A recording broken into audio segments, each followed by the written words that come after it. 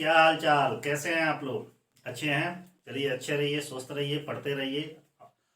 और आज का हमारा सब्जेक्ट है प्रिंसिपल ऑफ बिजनेस मैनेजमेंट, अर्थात व्यवसाय प्रबंध के सिद्धांत। लेकिन वीडियो स्टार्ट करने से पहले मैं चाहूंगा कि आप लोग हमारे चैनल को देख रहे होंगे तो जो भी चैनल पर नए होंगे तो चैनल को सब्सक्राइब कर देंगे और एक बार उसका बेल आइकन भी दबा देंगे, ठीक है?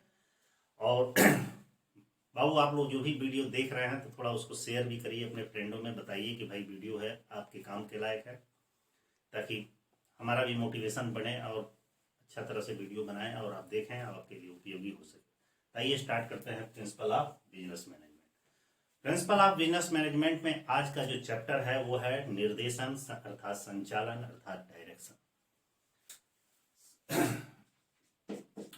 चैप्टर का नाम है निर्देशन, जिसको संचालन के नाम से भी जाना जाता है। इसको अंग्रेजी में डायरेक्शन बोला जाता है। क्या कहा जाता है? डायरेक्शन। प्रश्न है कि डायरेक्शन अर्थात संचालन या निर्देशन होता क्या है?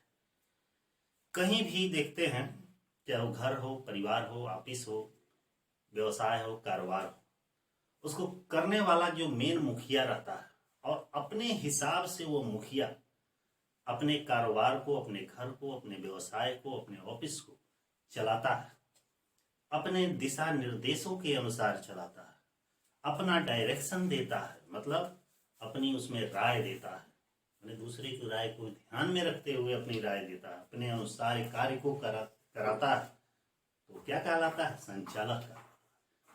और संचालक के द्वारा दिए गए निर्देशों को क्या कहा जाता है?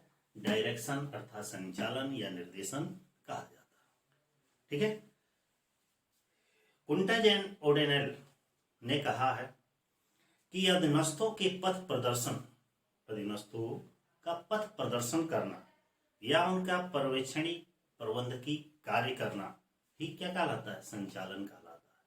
कहने का मतलब है कि जब एक डायरेक्टर, जब एक मालिक, एक मुखिया, एक अधिकारी अपने अधीनस्थों को दिशा निर्देश देता है, लेकिन उनको उनके योग्यता के आधार पर ध्यान में रखते हुए, उनके कार्यों को ध्यान में रखते हुए उनको सही एक डायरेक्शन देता है, उनको मोटिवेट करता है, उस कार्य को करने के लिए आदेश देता है, निर्देश देता है, समझाता है, तो उसे क्या कहा जाता है? निर्देशन या संचालन कहा जाता है।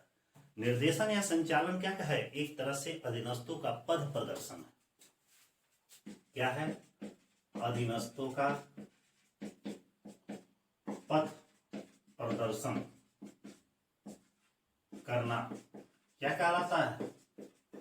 संचालन कहलाता है। मतलब कि जब अधीनस्थों को निर्देश दिया जाता है, दिशा निर्देश दिया जाता है, उनको बताया जाता है कैसे कार्य को करना है, वही संचालन कहलाता है, ठीक है?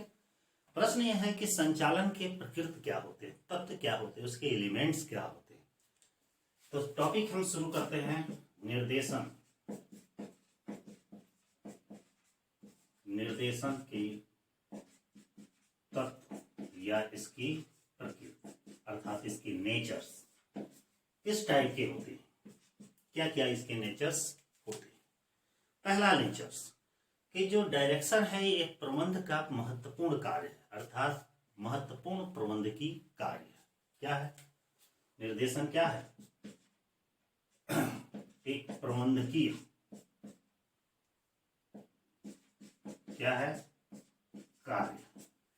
मतलब हर एक मैनेजर का, हर एक मालिक का, हर एक डायरेक्टर का एक सबसे महत्वपूर्ण कार्य है कि वह दिशा निर्देश देना, अपने अधीनस्थों को सही राय देना, उनको बताना, समझाना, क्या कहलाता है? निर्देशन कहलाता है। दूसरा इसमें होता है कि जो निर्देशन होता है वो क्या होता है? निर्देशन आपका संपूर्ण उपक्रम का फैला हुआ एक क्या होता है? कार्य होता है। अर्थात कहने का मतलब है कि निर्देशन संपूर्ण उपक्रम में लागू होता है, संपूर्ण उपक्रम में लागू का मतलब है कि पूरे कारोबार में, व्यवसाय में हर स्टेप पर लागू होता है। जैसे टॉप लेवल का है, वो अपने अधीनस्थों को डायरेक्शन देगा, बताएगा। उसके बाद वाले लेवल वाले हैं, वो अपने अधीनस्थों को कहेंगे। उसके बाद वाले हैं, उसके अधीनस्थों से कहेंगे। जैसे एक परिवार में होता है, परिवार का जो भी मुखिया होता है, पिता, बाबा, दादा जो भी होते हैं, वो अपने लोगों को मतलब डायरेक्ट करेंगे। उनसे नीचे होते हैं, वो उस अपने नीचे वालों को डायरेक्ट करेंगे, बताएंगे, समझाएंगे कैसे करना है, किस कार्य को कैसे करना है, किस ढंग से करना है। तो ये क्या है, संपूर्ण उपक्रम में हर लेवल पर विद्यमान है। ठीक ना। अगला इसमें है कि जो निर्देशन होता है, निर्देशन एक सतत प्रक्रिया, एक सतत क्या है, प्रक्रिया, सतत प्रक्रिया मतलब एक कंटिन्यू, सतत माने होता है कंटिन्यू, लगातार चलने वाली प्रक्रिया। ऐसा नहीं कि कभी सिस्टम बंद होगा, ये सिस्टम पहले से चलता था, आज भी चल रहा है, आने वाले समय में भी ऐसा ही चलता रहा। ठीक ना, ये कभी बंद होने वाला प्रक्रिया नहीं है। अगला है जो निर्देशन होता है, वो हमेशा अनुशासन से संबंधित होता है। निर्देशन, निर्देशन अनुशासन से, अनुशासन से संबंधित है।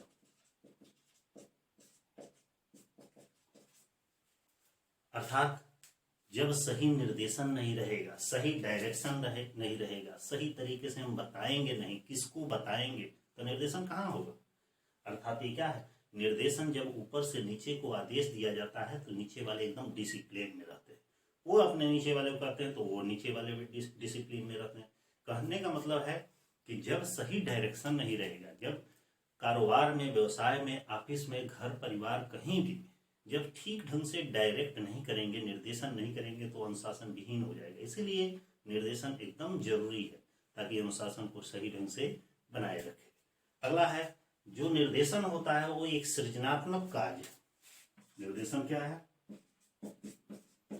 निर्देशन एक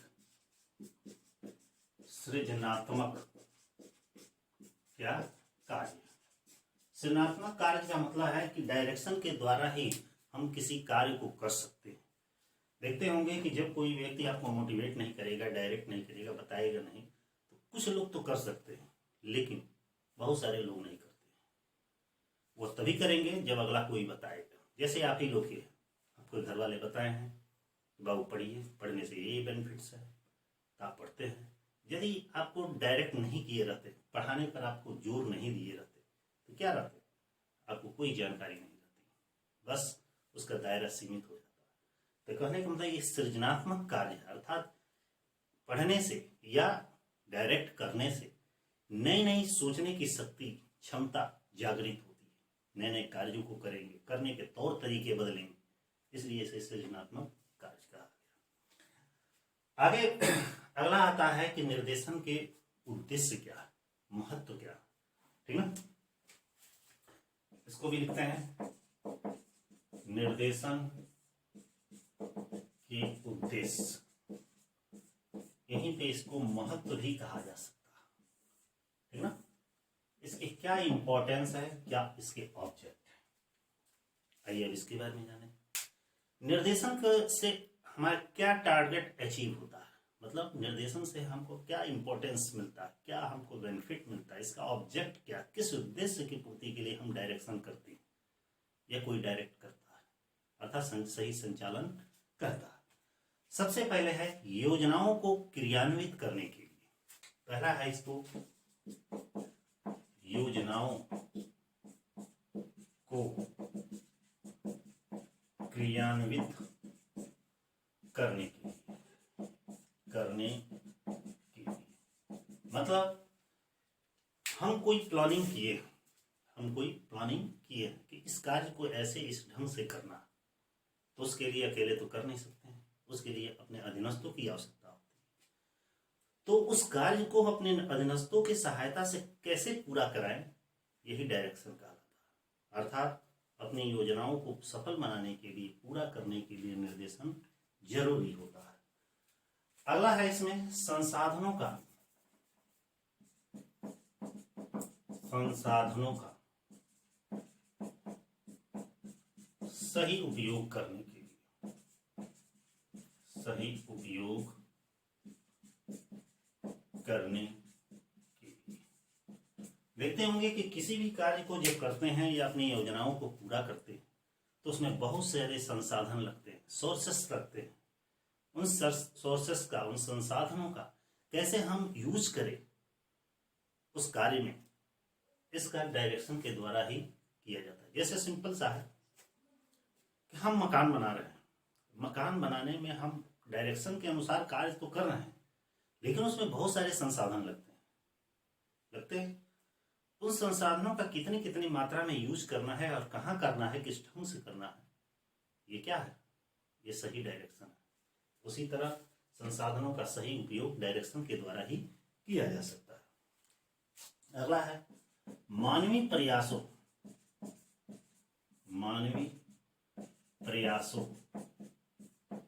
में समन्वय बनाए रखने के लिए,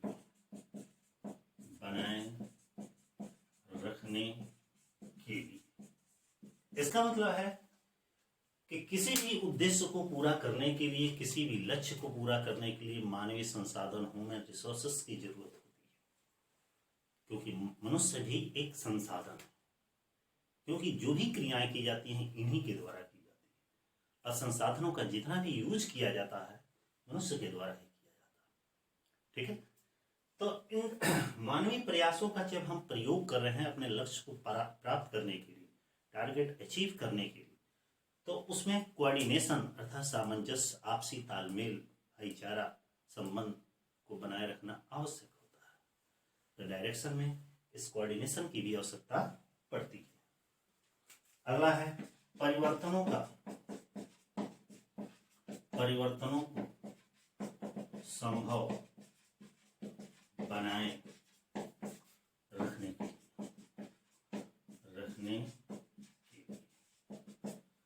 देखते होंगे कि हम कोई कारोबार या बिजनेस करते हैं तो सही समय समय पर उसके कुछ चेंजिंग होते हैं। उस चेंजिंग में, उस परिवर्तन में से कैसे, जैसे मान लीजिए हम किसी कार्य को जब करने के लिए ठान लेते हैं तो हम ये नहीं सोचते हैं कि हमारे सामने ये दिक्कत परेशानी आती है, हम उसी एक लक्ष्य की ओर, टारगेट की ओर हमेशा आगे बढ़ते रहते हैं। लेकिन कोई भी ऐसा कार्य नहीं है जिसको करते समय उसमें कुछ मॉडिफाई ना हो, उसमें परिवर्तन ना हो, चाहे समय के अनुसार हो या मौसम रीति रिवाज के अनुसार हो या अन्य किसी प्रकार की आपदा या प्राकृतिक कारणों से हो, किसी भी तरीके से उसमें दिक्कत परेशानी आ सकती है। तो उन दिक्कत परेशानियों को दूर करने के लिए हमने क्या उपाय किया है, कैसे संभव उसका बनाया है, तो वो सब डायरेक्शन के द्वारा ही संभव हो पाता है। और लास्ट इसमें है कार्यक्षमता में सुधार करने के लिए, मतलब कि हम सही जब डायरेक्शन देंगे तो हमारी कार्यक्षमता में सुधार होगा, क्योंकि जिस अनुसार हम कार्य करेंगे हमको रिजल्ट उसी के अनुसार मिलेगा। जैसे मैं आपको कह रहा हूँ कि बहुत पढ़िए, समय अब कम है, अब एग्जाम नज़दीक है, आप कंटिन्यू पढ़ते रहिए, पढ़ने का थोड़ा सा स्पीड बढ़ाइए, पढ़ने लिखने और उसको समझने का अधिक से अधिक प्रैक्टिस करिए। तो कहने का मतलब है मेरा काम है कहना, और जब मेरे अनुसार आप चल रहे हैं, आप कर रहे हैं, तो परीक्षा में अच्छे नंबर से आप पास होंगे, बेहतर रिजल्ट आएगा। तो ठीक उसी तरह कोई भी कंपनी, फैक्ट्री, कारोबार, व्यवसाय में यदि कोई व्यक्ति कार्य कर रहा है और उसके मालिक के द्वारा, उसके डायरेक्टर के द्वारा, प्रबंधक के द्वारा सही डायरेक्शन जब दिया जा रहा है तो उसके कार्यों में क्या आएगा, सुधार आएगा, उसकी कार्य क्षमता में वृद्धि होगी। यही इसके इंपॉर्टेंस और ऑब्जेक्ट थे। ठीक है, लास्ट इसका पॉइंट है निर्देशन के क्या क्या सिद्धांत, तो इसको भी देखते हैं। निर्देशन के सिद्धांत,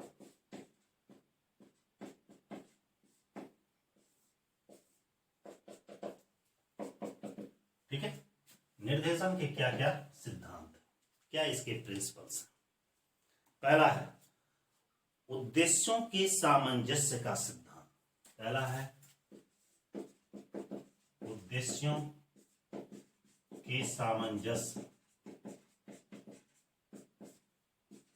का सिद्धांत। निर्देशन का पहला सिद्धांत है कि जिस उद्देश्य को हम अचीव कर रहे हैं, प्राप्त करने हैं, जिस लक्ष्य को प्राप्त करने के लिए अग्रसर है, उस उद्देश्य को प्राप्त करने के लिए सामंजस्य अर्थात आपसी तालमेल को बनाए रखना एकदम आवश्यक है। जब तक हम अपना संतुलन, बैलेंस, कोऑर्डिनेशन, सामंजस्य, तालमेल नहीं बनाएंगे, चाहे वो कर्मचारियों से, चाहे अन्य किसी व्यक्तियों से, चाहे इंटरनल व्यक्ति हो, चाहे एक्सटर्नल व्यक्ति हो, कोई भी हो, आपसी तालमेल उनमें बनाना जरूरी है। क्योंकि जब सबको लेकर साथ में चलेंगे तभी अपने लक्ष्य को, उद्देश्य को पूर्ण कर पाएंगे। ये पहला सिद्धांत है। दूसरा इसका सिद्धांत है निर्देशन की दक्षता का सिद्धांत। निर्देशन की दक्षता का सिद्धांत। निर्देशन की दक्षता का सिद्धांत का मतलब है कि हम कोई भी डायरेक्शन जब दे, किसी भी प्रकार के डायरेक्शन यदि अधीनस्थों को दे रहे हैं, कर्मचारियों को दे रहे हैं, तो एकदम फुली सेटिस्फाई होकर दक्षता मतलब सही डायरेक्शन दें, तभी हम सफल होंगे। यदि सही डायरेक्शन नहीं देंगे, क्योंकि सही डायरेक्शन आप तभी देंगे जब उस कार्य के बारे में आप अच्छी तरह से जानते रहेंगे। जैसे आप अच्छी तरह से किसी सब्जेक्ट पर पकड़ बना लिए हैं, पढ़ना जानते हैं, लिखना जानते हैं, तो उसके बारे में एग्जाम में कैसे ही घुमा के क्वेश्चन आएगा तो उसको लिख सकते हैं। तो क्या कहलाती है? दक्षता, इफिशियंसी, एकदम कला। ठीक है। अगला आदेश की एकात्मकता का सिद्धांत। अगला सिद्धांत है आदेश की एकात्मकता का सिद्धांत। आदेश की एकात्मकता का सिद्धांत का मतलब होता है कि जब भी किसी कर्मचारी को हम कोई आदेश या निर्देश दें तो एक व्यक्ति को एक समय में आदेश दें। ऐसा नहीं उसको कह दे ये भी कर देना, वो भी कर देना, वो भी कर देना, पता चलेगा वो कुछ भी नहीं किया। तो उसको डायरेक्शन सही तरीके से एक कार्य के लिए सौंपे हैं, जब तक वो पूर्ण नहीं हो रहा है तब तक उसके ऊपर ज्यादा लोड न दीजिए, भाई उतना ही करिए, करके लाइए, तब दूसरा काम किया जाएगा। ठीक है। अगला इसमें है आदेश की एकात्मकता हो गया। अगला है प्रजातांत्रिक नेतृत्व का सिद्धांत। प्रजातांत्रिक नेतृत्व का सिद्धांत।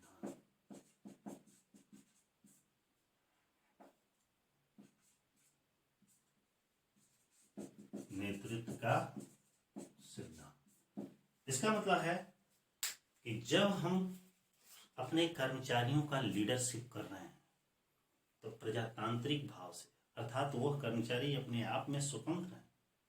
ऐसा नहीं कि 24 घंटा रिस्ट्रिक्शन लगाए हुए हैं कि नहीं, हिलना नहीं है, ऐसा नहीं होना चाहिए। ऐसा होना चाहिए कि ठीक है, हंसी खुशी से अपना काम सब कुछ करते हुए हमारा भी काम करिए। ऐसे लीडरशिप होना चाहिए, मतलब प्रजातांत्रिक होना चाहिए। ऐसा नहीं कि एकदम राजशाही, नौकरशाही की तरह से करना चाहिए।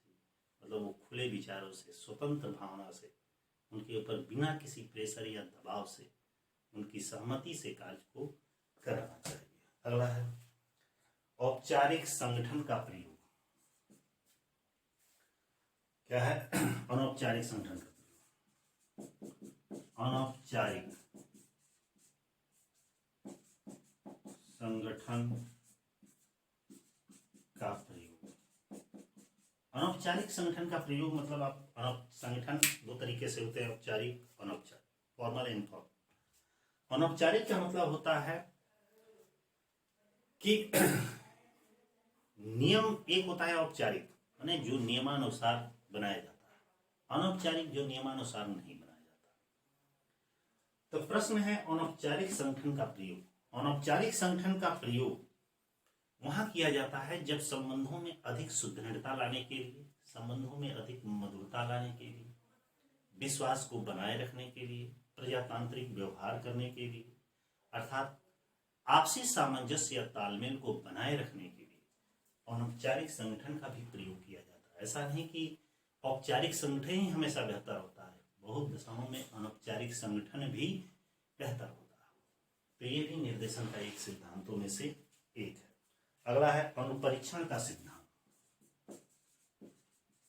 अनुपरीक्षण का सिद्धांत, अनुपरीक्षण का सिद्धांत का मतलब होता है कि जो भी डायरेक्शन हम अपने कर्मचारियों को दे रहे हैं, ठीक है दे रहे हैं, लेकिन समय समय पर उनका परीक्षण भी करना चाहिए।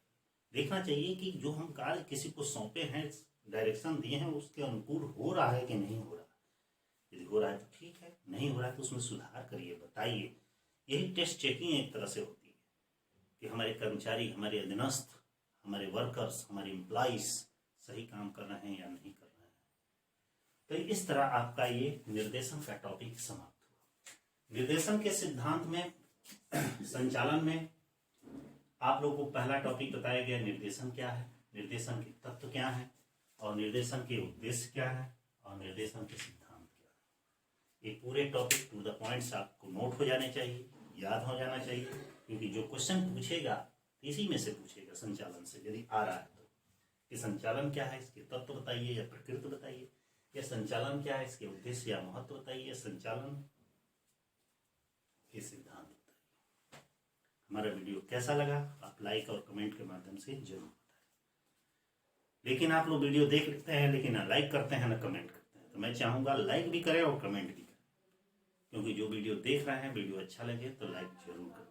जो चैनल पर नए हैं तो एक बार सब्सक्राइब जरूर कर दें और बेल आइकन दबा दें। आप लोग से एक और चीज़ है, कुछ बच्चे इसमें है कि वीडियो को हमारे ढूंढ नहीं पा रहे। हमारे चैनल पे सीधे जाइएगा, चैनल पे क्लिक करिएगा, सीधे प्लेलिस्ट पे आइएगा, प्लेलिस्ट पे देख लीजिएगा आपके रिलेटेड कौन सा सब्जेक्ट है उपयोगी, उस प्लेलिस्ट को खोल लीजिएगा, सारा वीडियो आपको मिल जाएगा। ठीक है, फिर अगले वीडियो में कल मिलते हैं, तब तक के लिए